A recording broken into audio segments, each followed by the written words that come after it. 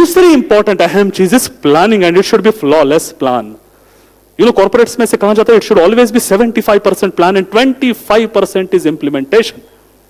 75% ताकत मैनेजर्स को लगानी पड़ती है सोचने के लिए कि करना क्या है, करना कैसे है, किसको वो जिम्मेदारी नहीं, कैसे उससे वो काम करवाना है, एंड 25% इज एक्चुअल इंप्लीमेंटेशन। लेकिन आज हम देखते हैं कि अनफॉर्चुनेटली 25% प्लानिंग और 75% इंप्लीमेंटेशन भी नहीं, भागदौड़ होती है केवल। तो ये प्लानिंग दोस्तों जिसको करना है उसको बहुत systematically what needs to be done, where it should be done, किसको काम देना है, who will be responsible, how to get it done, इस तरह के 5 W's का जवाब देना पड़ता है, तब जाकर वो प्लानिंग सक्सेसफुल होता है। It should be on paper. जब भी हम प्लानिंग की बात करते हैं ऑन पेपर होनी चाहिए। दोस्तों मैं हमारे MBA स्टूडेंट्स को उदाहरण देता हूं कि दोस्तों आज अगर आपको आपकी शादी करने की नौबत आती तो आज का नागपुर का शादी का एवरेज खर्चा 5 लाख है। आपके बच्चे जब शादी करेंगे आज से 30 साल बाद ये खर्चा हो जाएगा 47 लाख, 47 लाख। आज अगर MBA 80,000 का है तो तब हो जाएगा 22 लाख का। आज अगर स्कूल की फी 80, 70, 80, 90 हजार है वो हो जाएगी 11 लाख। इन्फ्लेशन आप रखें 8, 8.5% रखें, नंबर ऑफ ईयर्स आप कैलकुलेट करें तो इस घड़ी से लेकर के उस एजुकेशन तक उस शादी तक हर खर्च आप कैलकुलेट कर सकते हो। और ये कोई जादू नहीं, आप एक्सेल ओपन करें, फॉर्मूला डालिए, सारी चीजें आपके सामने आ जाएगी। और आजकल के प्राइवेट जॉब से पेंशन मिलने वाली नहीं है तो इन्वेस्टमेंट्स कैसे करें, कहां कहां करें, what is SIP, systematic investment plan, इन सबके डिटेल्स निकालने पड़ेगा, ऑन पेपर निकालने पड़ेंगे। प्लान टू डिटेल हम जिसको कहते हैं दोस्तों ये करना पड़ेगा। दीप प्रज्वलन अनेकों संस्थाओं में होता है। मैं एक संस्था में गया था, वहां कहा गया कि अभी वक्ता जी से नम्र विनती है कि उन्होंने दीप प्रज्वलन करके कार्यक्रम की शुरुआत करे। तो सरस्वती की मूर्ति, हार फूल तुरे सब था, वहां पे समय थी, तेल बाती सब था, माचिस ही नहीं थी। प्लानिंग किसको कहते थे? अगर वो लिस्ट में चेकलिस्ट पे माचिस होती तो छूटती थी क्या? चेकलिस्ट आवश्यक हैं।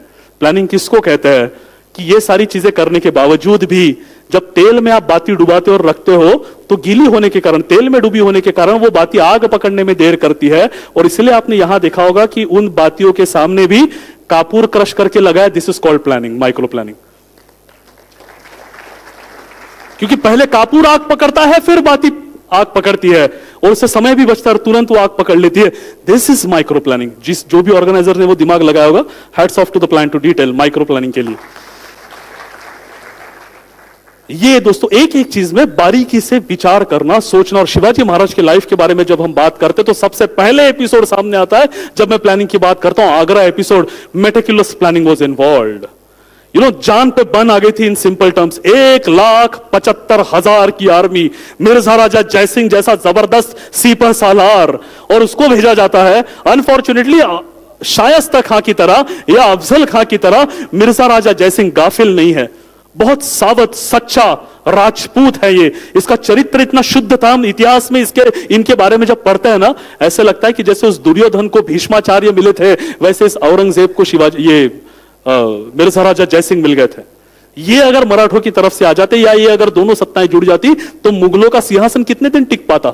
लेकिन वो इतिहास को शायद मंजूर नहीं था, ऐसा कुछ हुआ नहीं। मिर्जा राजा जयसिंह आक्रमण करते हैं, 1,75,000 की आर्मी, और शत्रु का जो असेसमेंट है ना वो बड़ा तगड़ा होना चाहिए। पेप्सी शुड नो कि what Coca Cola is doing. Adidas को पता होना चाहिए रिबॉक क्या कर रहा है, भाजपा को पता होना चाहिए कांग्रेस क्या कर रही है।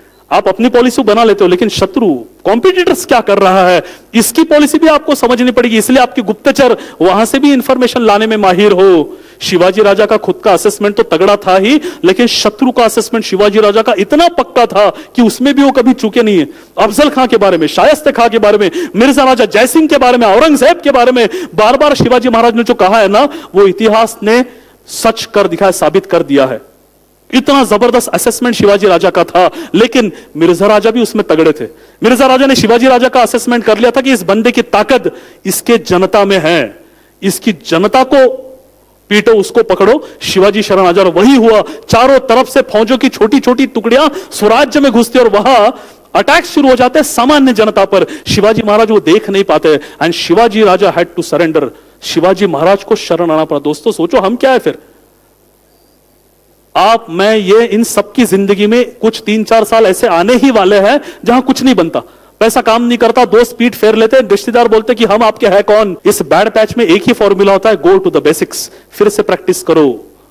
ये एक ही सॉल्यूशन है, planning planning and planning. Shivaji Raja को पता था वो बैड पैच शुरू हो चुका था, शिवाजी राजा को शरण आना पड़ा। 22 साल लगातार मेहनत करने के बाद जो 40 किले शिवाजी राजा जीत पाए थे, उसमें से 23 फोर्ट्स ही हैड टू सरेंडर, 17 फोर्ट्स ही कुड रिटेन, 17 किले केवल बच गए थे।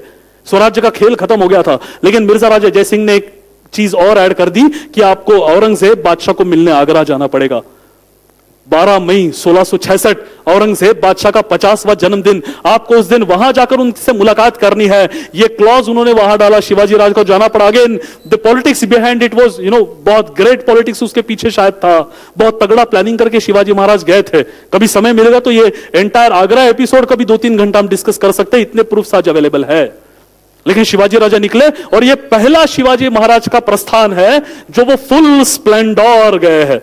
100 लोगों का रॉयल फोर्स और 450 लोगों की टेरिटोरियल आर्मी लेके, 550 लोगों को लेकर एक राजा की तरह हाथी वगैरह साथ में लेकर शिवाजी राजा गए थे। ही वांटेड टू शो कि आई एम किंग। वो इक्वल लेवल पर डिस्कशंस होने वाले थे, कोई जमींदार करके या भूमिया करके शिवाजी महाराज जाने नहीं वाले थे। शिवाजी राजा निकले 550 लोगों को साथ में लेके, दरबारातला तो भयानक प्रसंग झाला, महाराजांचा महाराष्ट्राचा अपमान करण्यात आला। त्या मराठी वाघांनी तिथे सुद्धा डरकाळी फोडली। परत कधीतरी ती गोष्ट आपण चर्चा करू मित्र त्याच्यावर। पण मुघल सल्तनतीच्या तोंडावर, तिथे त्यांच्या छातीवर टिचून शिवाजी सारखा एक माणूस तिथे आलेला आहे, हे पाहण्यासाठी लोकांची मात्र दुतर्फा गर्दी जमली होती की एक विलक्षण माणूस आज आमच्या स्वराज्यात, आमच्या राज्यात येतोय, हे पाहायला लोक तिथे दुतर्फा गर्दी करून उभे होते। पण हा सगळा एपिसोड 12 मेला आटोपला आणि 25 मे 1666 चारों तरफ से औरंगजेब ने शिवाजी महाराज पर पहरे लगा दिया, चौकियां लगा दी। और आगरा सूबे का जो सूबेदार था उसका नाम था सिद्दी फौलाद खान, उस पर जिम्मेदारी दी गई। 1100 आर्मी ने चारों तरफ से शिवाजी राजा को घेर लिया। शिवाजी राजा बुरी तरीके से मौत की चंगुल में फंस गए। अपने 39 दोस्तों, सलाहकारों और रिश्तेदारों का कत्ल करते हुए औरंगजेब उस सिंहासन पर बैठा है। सोचिए आप, सगळ्यात धूर्त सुलतान आजपर्यंत भारताला लाभलेला वाज औरंगजेब, और उससे टक्कर है शिवाजी महाराज की, इसीलिए जान पे बन आ गई थी। चारों तरफ से शिवाजी घिर गए। आप सोचो इट्स नेक्स्ट टू इम्पॉसिबल वहां से बाहर निकलना, बट यहां पे शिवाजी राजा का प्लानिंग शुरू हो जाती है कि यहां से तो जिंदा बाहर निकलना ही है, लेकिन सबसे पहले मेरे लोग उनको बाहर निकालना है। See when you start caring about people will take care of yourself. धर्मो रक्षति रक्षितः। आप धर्म की रक्षा करें, धर्म आपकी रक्षा करेगा। वैसे आप लोगों से नाता बनाए रखें, आप लोगों से जुड़े रहे, लोग आपसे जुड़े रहेंगे। इतना सिंपल वो फॉलो। वो कब काम में आएंगे यू नेवर नो। अच्छा, लोग काम में आएंगे इसलिए जोड़ना नहीं है, लोगों को जोड़ते रहो हर फील्ड में, अपने आप सारे काम बनते जाते हैं। शिवाजी राजा की खासियत थी कि लोगों के पीछे खड़ा होना। इस इतने बड़े संकट में उस लेवल की कौन सी व्यक्ति सामान्य जनता की चिंता करती है? सबको अपनी जान पे पड़ी है। और यहां शिवाजी बोलते हैं कि पहले मेरे लोग। औरंगजेब को अर्जी लिखी जाती है कि मुझे ऐसा लगता है कि आलमगीर बादशाह के चरणों में मुझे यहां मृत्यु आने वाली है, लेकिन मेरे लोगों को क्यों मारते, उनको छोड़ दो। औरंगजेब को अच्छा लगा कि शिवाजी की ताकत जितनी कम होती उतना अच्छा है। औरंगजेब ने परमिशन दे दी, सारे 550 लोग वहां से बाहर निकल गए। आपको क्या लगता है, चुपचाप घर आ गए बाइको वाट पाते म्हणून? जिम्मेदारियां दी है हर एक को, भेष बदलकर ये सारे लोग आगरा के इर्द गिर्द घूम रहे हैं। वो क्या जिम्मेदारी दी मैं आपको बाद में बताता हूं, लेकिन इतना विकट प्रसंग, और शिवाजी महाराज की तबीयत बिगड़ गई। पेट दर्द देने लग गया, सर दर्द देने लग गया, और कहां को अर्जी लिखी जाती है, दवा दारू हकीम वैद्य सब हो गया भाई, आराम नहीं पड़ रहा है।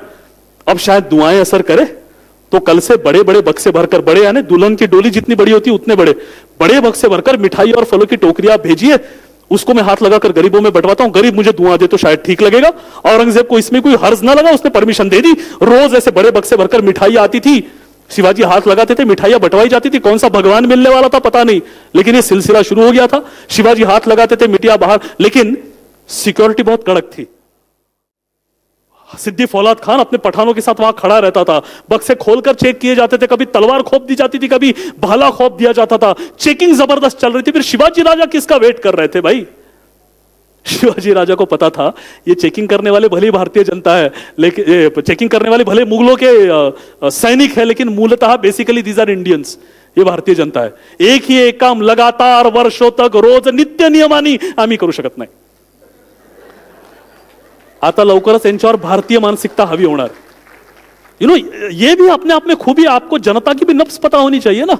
आप जिनके साथ काम कर रहे हो, जिनके खिलाफ काम कर रहे हो, ये भी शिवाजी राजा पढ़ चुके थे। ये माहिर इसको कहते हैं माटी से जुड़ा हुआ होना। उंटावरून शेळ्या हाकणं वेगळं, हे वेगळं असतं। तर ये शिवाजी महाराज ने भांप लिया था और उनको पता था भी इन पर इंडियन मानसिकता हावी होने वाली है, भारतीय मानसिकता, इंडियन मेंटेलिटी कौन सी चलता है। यहां रेड सिग्नल तोड़े चलता है, ट्रैफिक सिग्नल तोड़े चलता है, ट्रिपल सीट गए चलता है, रॉन्ग साइड गए वो भी यहां चलता है। अरे माताएं खुद बच्चों को गाड़ी पर लेकर सिग्नल तोड़ती है, बच्चों को क्या दिख रहा है, सिग्नल तोड़ा जा सकता है। हम ये नहीं सोचते कि बच्चे पर क्या संस्कार हो रहा है। खैर यहां हम शिवाजी राजे की बात कर रहे हैं, हमें तो अहम वो है कि सिद्दी फौलाद खान बोलता है अरे 25,000 की फौज खड़ी है चारों तरफ से, कहां से भागेगा वो शिवाजी, बंद करो ये चेकिंग वेकिंग। चलता है आपल्याला ते महत्वाचं।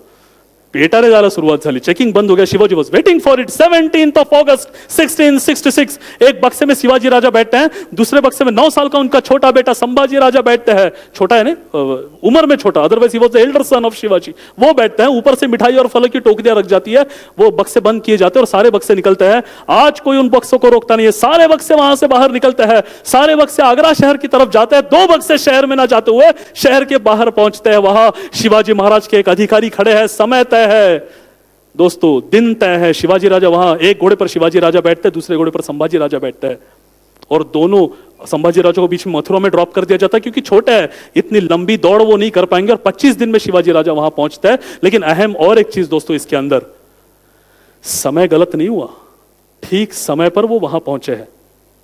आई एम सॉरी टू से आज शिवाजी राजा पर कार्यक्रम था, बताया गया था कि कार्यक्रम highway of success on Shivaji and way है, लेकिन कार्यक्रम आज लगभग 1 घंटा 15 मिनट देरी से शुरू हुआ।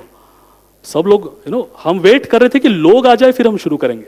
अड़चने सबको होती है और जो पहले आए उनकी क्या गलती, फिर जो समय पे आए उनकी क्या गलती है, काम तो उनको भी थे ना। लेकिन चलता है ना, 5 का समय दिया ना, 5:30 के पहले तो शुरू नहीं होगा। इसको हमें कहीं ना कहीं खत्म करना पड़ेगा।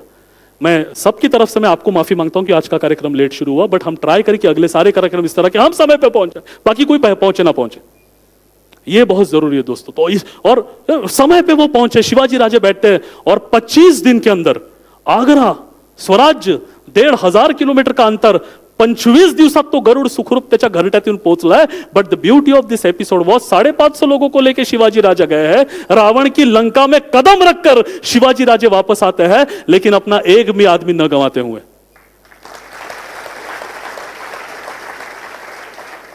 सबको जिंदा बाहर निकलने के बाद अंत में जो मुट्ठी भर लोग निकले थे ना, उसमें शिवाजी राजा ने खुद की मुक्तता कर ली है। लेकिन प्लानिंग यहां खत्म नहीं हुआ था, प्लानिंग तो इसमें समाहित है कि वो बक्से राजस्थानी डॉक्यूमेंट्स में खतरनाक सेंटेंस लिखा हुआ है। वो कहते हैं this boxes were custom made, ये बक्से बनवाए गए थे हल्दीराम की तरह, रेडीमेड नहीं थे छोटे छोटे। आपको समझ में आ गया क्यों वो बनवाए गए थे? तो ये बक्से बनवाने वाले, वो मिठाइयां और फल खरीदने वाले, वो पैक करके अंदर डालने वाले, वो लेके आने वाले, लेके जाने वाले, गरीबों में बांटने वाले, शायद कहीं बैठकर खुद ठूसने यानी खाने वाले, सब शिवाजी महाराज के लोग हैं।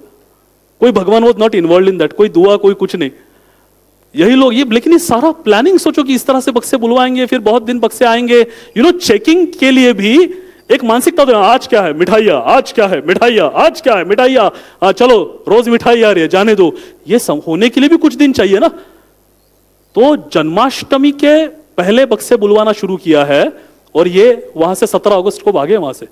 तो ये जो प्लानिंग है दोस्तों, छोटी छोटी चीजें इसमें इन्वॉल्व थी, ये शिवाजी राजा बखूबी कर पाए। और शिवाजी अचानक गायब हो गए तो हड़कंप मच जाएगा। तो शिवाजी राजा की जगह वहां कोई कौन सोएगा उनके कपड़े पहनकर? मदारी मेहतर उनके कदम दबा रहा है, हिरोजी फरजंद वहां पे सोए हैं, शिवाजी महाराज के 2 वकील वहां पे ऐसे खड़े जैसे रातत की जातत। ये सारा नाटक उसके बाद चला। शिवाजी राजा को एस्केप देना था ना, उनको भागने के लिए समय देना था।